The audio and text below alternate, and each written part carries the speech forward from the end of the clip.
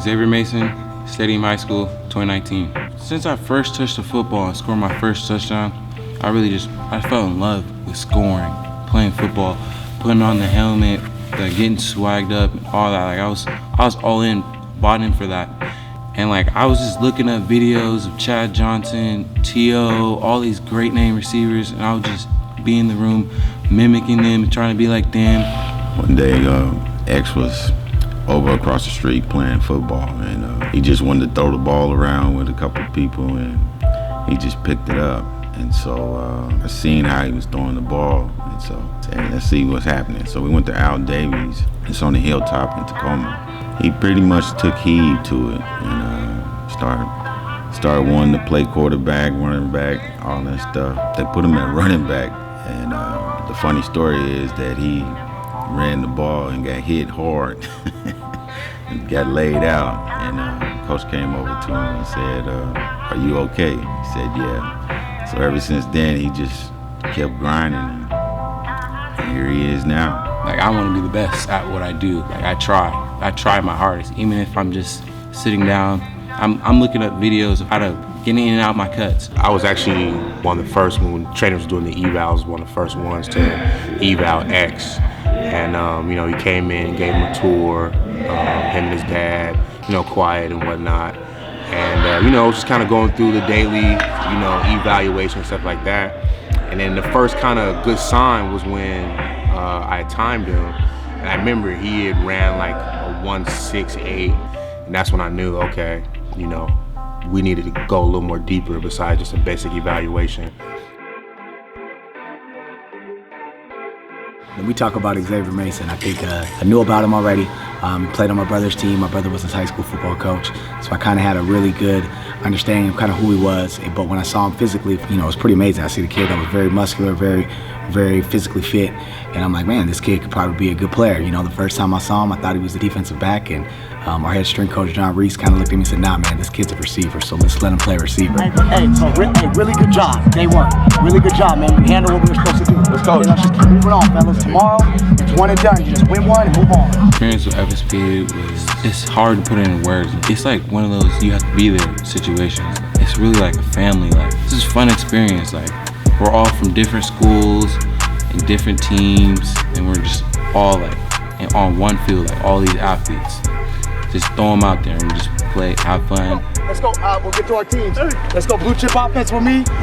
Everybody go to where they got to go. Here we go. Blue chip offense with me. Here we go. FSP is more than just football. It's not just 7-on-7 and gear. It's more than that. Like we're like one big family. Like Tracy's he's like a father figure.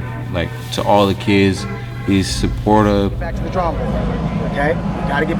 You cannot lose faith. You cannot lose composure and think this is a wash. It's a situation like I'm in the special ed classes a little bit, and I just have like a couple classes like math and reading basically. So like those classes weren't NCAA approval, so Tracy had to come down to the school and talk to them to get me in the sped ed classes. He had a few classes that, from a NCAA standpoint, that just wouldn't qualify because they were special ed classes. And again, when I look at these type of things and I look at these obstacles, I wonder, how isn't he getting help? If he has a learning disability, then why isn't he getting help with his learning disability? And to see him the one day when I actually talked to him about it, and he was sad. He was sad, dang near about to cry, didn't really understand when I told him, hey, some of these classes aren't gonna get you into college, they just can't. And the reason why I wanted to take the next steps is I knew we had to do something about it. I met Xavier last year when he was doing 7-on-7 practices training, and I volunteered to help with the academic program. When students are on IEP, it's an individualized education plan, and it's for kids with learning disabilities.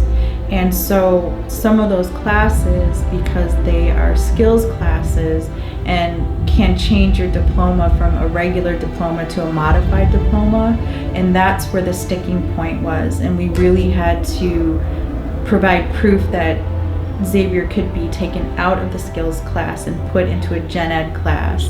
We challenged the school district, we challenged the school to make sure that everybody in this circle as an educator, and we're all in this to help kids, that everybody's doing their job.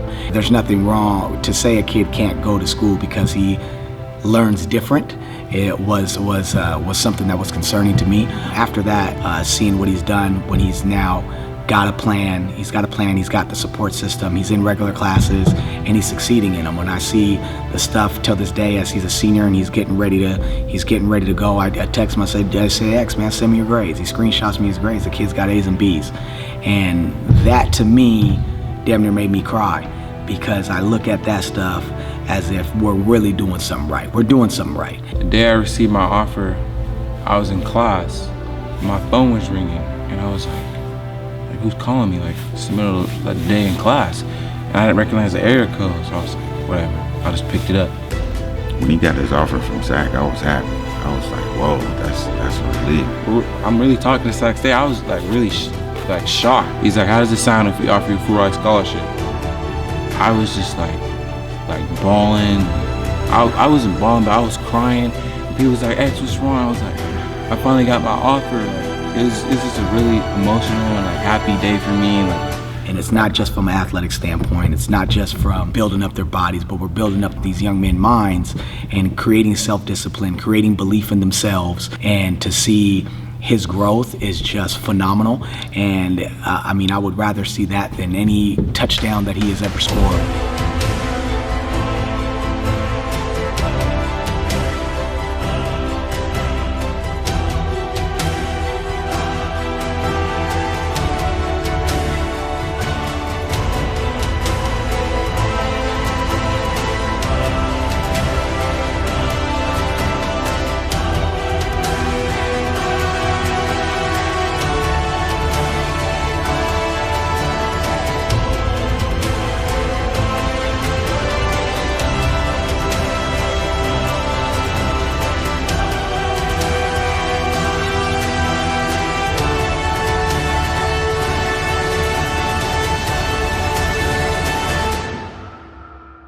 It meant the world to my parents. They always told me I can do it. Like my dad, he's almost emotional about it. Like he was proud of me. He's like, I knew it was coming. Like, just be patient. And my mom, she's happy. Like, she wants me to go far in football. And like I tell her every day, like, I'm gonna make it for your mom, and that's what I live on basically.